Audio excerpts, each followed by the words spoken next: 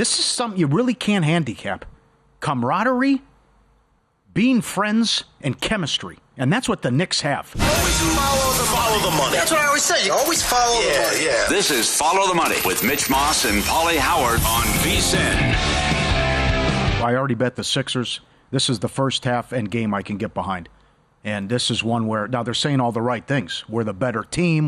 We blew it to game 2. The officiating, all this. Well, I think this is where the others come up big and you'll actually see something and have a pulse with Hield and Batum and these guys, and they'll actually knock down some shots. And you might just get something out of Tobias Harris, too. Maybe. But, I mean, the comeback would be you're down 0-2 and Brunson's been awful. Yeah. So this is something you really can't handicap. Camaraderie, being friends, and chemistry. And that's what the Knicks have. And these guys love playing with another, and they're all buddies. And you just see how this is contagious and going out there and finding a way to win. I've had lifelong Knicks fans tell me this is the most enjoyable team that they can recall watching. Oh, I believe it. So do yes. I. Yes. I mean, if I lived in that city, I would, if I was a Knicks fan, I would be, all I would talk about would be this team. And all I would look forward to would be watching Knicks games. Because that home crowd is sensational, and how they get after it on the streets afterwards. I can't wait. Brian Mahoney's coming up in 45 minutes. He had a headache. He woke up with a headache the next day. The Garden was so loud.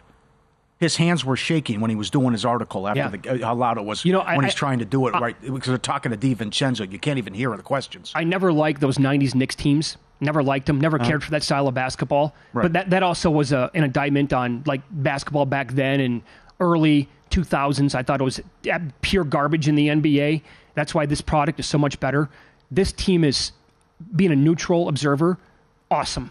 Oh, love watching them play. Imagine they had Randall. I wasn't the biggest Randall fan, but if you see the issues Boston has, it's there for them. I mean, it's right there. You can't tell me the Knicks wouldn't match up and give the Celtics a series. But first things first, they have to get this done. But, I mean, Hartenstein's been great. The big rebound. Hart's been great. DiVincenzo, okay, but hits the big shot.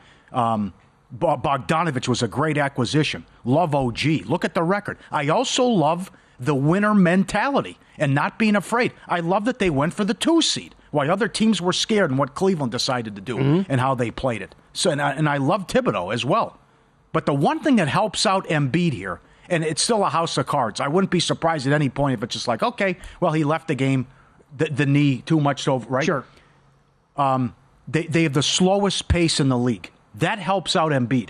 Now, the one thing is the conditioning. Well, he loves to tell you he's tired and show that he's tired. Right away in the first quarter. Yes, he does. Yep. But that helps him out, though, because I actually think the Knicks could really stick it to Embiid if they would go up tempo, because he's out of shape and the minutes that he's going to have to log. But the Knicks are the slowest pacing team in the league, but that helps out Embiid here, too. Again, home team down 0-2 going back. They're 4.5 for the game. Some spots 5. They're 3.5 for the first half. Yes. Absolutely baked into the number. Yeah. Josh Hart to get a double-double tonight. It's now priced as high as -250. Yeah. Oh, he's been awesome. Oh, he's been so good.